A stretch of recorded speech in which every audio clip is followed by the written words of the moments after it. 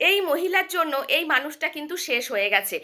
এই মানুষটা কিন্তু সুইসাইড করেছে। হ্যাঁ বন্ধুরা, এই ভিডিও করছে যখন বাসে যাচ্ছে, উনি ভিডিও রেকর্ডিং করছেন। ভিডিও রেকর্ডিং করছে এবং মানুষটার কাছে কাছে যাওয়ার চেষ্টা করছে। কাছে কাছে যাচ্ছে এবং তার কোনায়ের সাথে নিজের শরীরটাকে ছোঁয়ানোর চেষ্টা করছে এবং সেটা ভিডিও রেকর্ডিং করার চেষ্টা করছে। উনি কিন্তু চাইলেই সরে যেতে পারতো।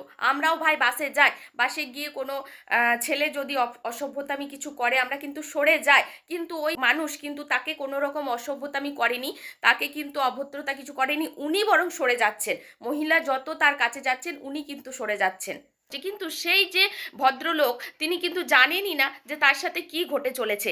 ফলে কিন্তু সেইভাবে ভিডিও করেছে বাসের ঝাঁকুনিতে হোক বা সে ব্যাগ নিতে যাওয়ার জন্য কিন্তু তার কোনায় তার শরীরটা স্পর্শ হয়ে গেছে, ছুঁয়ে গেছে। আর সে কিন্তু বারবার ছোঁয়ানোরই চেষ্টা করছিল মহিলাটা।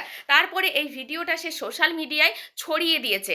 সোশ্যাল মিডিয়ায় ছড়িয়ে দেওয়ার পর সেই মানুষটার ঘরের লোক সবাই যখন সোশ্যাল মিডিয়া দেখছে এবং তাকে বলেছে যে তার মানে স্ত্রী, তার বাচ্চারা, তার মা বাবা সবাই তাকে ব্লেম করেছে যে তুমি এরকম কাজটা করতে পারলে। সে কিন্তু বারবার নিজেকে প্রমাণ করেছে যে আমার বাবা মা এইরকম কখনো শিক্ষা দেয়নি।